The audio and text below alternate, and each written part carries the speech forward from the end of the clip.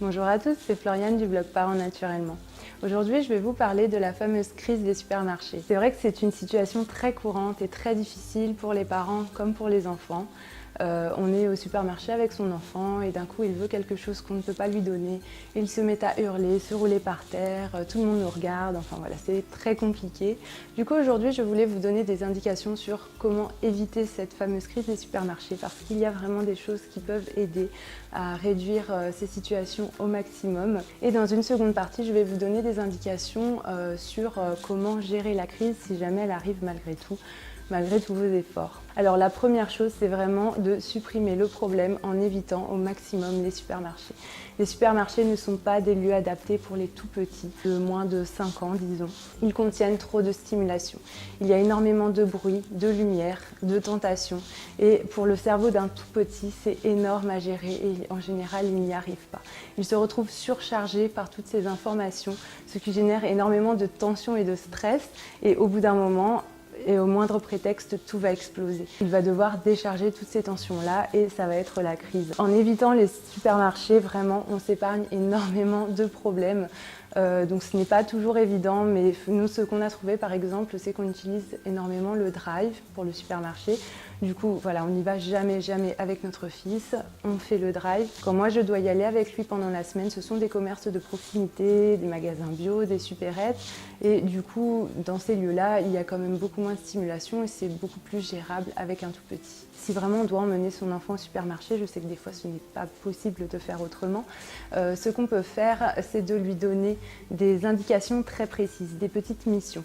Et ça marche vraiment très bien. C'est-à-dire qu'on va lui dire est-ce que tu peux me prendre 2 bananes et les mettre dans le panier ? Et est-ce que tu peux aller chercher un sac d'oignons, le mettre dans le panier ? Et puis tu peux aller me chercher le pain, et puis tu peux aller me prendre 2 pommes et les mettre dans le panier. Et lui donner plein de petites missions comme ça, très précises. Ça va vraiment l'aider puisque ça va lui permettre de focaliser son attention. Son attention qui était complètement dissipée, voilà, il ne savait plus où donner de la tête dans ce grand supermarché plein de stimulation. D'un coup, il va la focaliser sur des objectifs précis et du coup, ça va vraiment l'aider. Et pour lui, ces missions, ce sont comme un travail, comme une sorte de travail. Du coup, il se concentre pour les mener à bien. Ici, un enfant concentré est un enfant calme. Donc voilà, forcément, ça va permettre d'apaiser énormément. Et je vois avec mon fils à quel point ça marche bien. Je le fais quasiment systématiquement donc quand on va dans les petits commerces de proximité. Et ça se passe très bien. Et les fois où je ne le fais pas, si je vois que ça commence à devenir un petit peu tendu, qu'il commence à s'énerver, etc., en général, je lui en propose et ça résout vraiment le problème. Après, tout va beaucoup mieux. Donc c'est vraiment quelque chose à savoir, je pense, et quelque chose à faire. En plus, il faut savoir que l'enfant, quand il va se concentrer comme ça sur ses missions, il va sécréter de la dopamine. Et ça, c'est l'hormone de l'effort volontaire, l'hormone de la motivation. Et la dopamine, elle permet de réduire le stress. Donc ensuite, c'est vraiment un cercle vertueux et ça va vraiment diminuer les crises. Alors ensuite, comment réagir si finalement la crise arrive quand même ? Donc vous êtes au supermarché avec votre enfant, il demande des bonbons, vous lui refusez, ce qui est normal, et là il part voilà, se rouler par terre, hurler, etc. Donc déjà, il faut bien comprendre que les bonbons, c'est juste l'élément déclencheur. Il avait accumulé toutes ces tensions du lieu trop stimulant, donc comme je vous ai expliqué, et il va décharger toutes ces tensions à ce moment-là. Les bonbons, c'est comme la goutte d'eau qui fait déborder le vase. C'est-à-dire que de toute façon, son esprit était saturé d'informations, il n'était pas bien, il était sous stress. Et ce refus des bonbons, c'est la goutte de trop, il explose. Mais si ça n'avait pas été ça, ça aurait été autre chose. Donc, ce n'est vraiment pas vraiment en fait les bonbons le problème et bien sûr la solution n'est pas de lui donner ce qu'il demande puisque de toute façon il risque d'exploser à la frustration suivante ensuite. Il a besoin de pleurer, il a besoin de se décharger, il a accumulé trop de tension et il a besoin que ça sorte quoi. Donc la première chose à faire c'est de prendre son enfant contre soi fermement. S'il se débat, qu'il est dans un état pas possible, on peut placer fermement son dos contre notre ventre. Comme ça, s'il bouge les bras et les jambes, eh bien voilà, il y a de la place et il peut le faire sans nous faire mal à nous. Et on va le tenir très fermement, le contenir.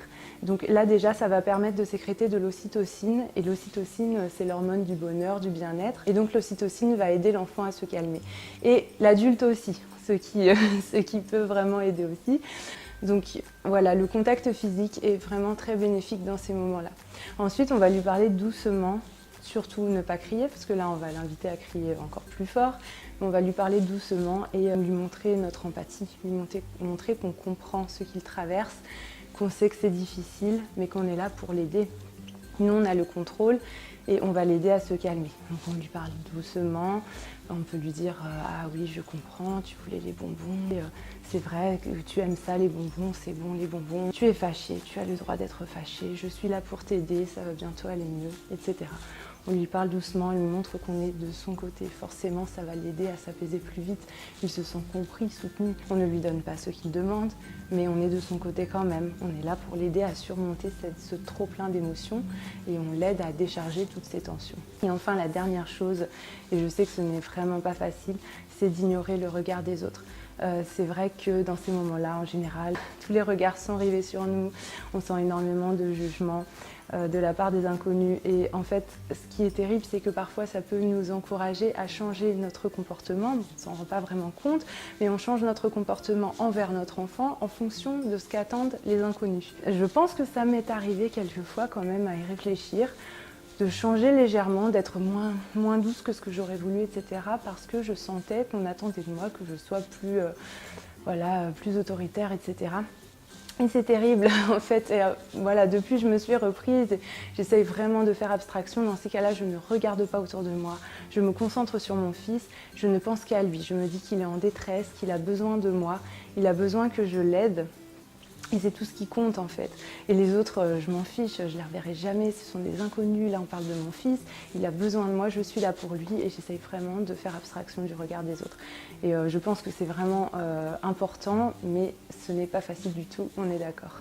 Cette vidéo est terminée, j'espère qu'elle vous aura donné de bons conseils dans ce type de situation et surtout qu'elle vous permettra d'éviter la fameuse crise du supermarché. Si elle vous a plu, pensez à mettre le petit pouce bleu et à vous abonner. Ça m'encourage et ça me motive à faire d'autres vidéos. À bientôt!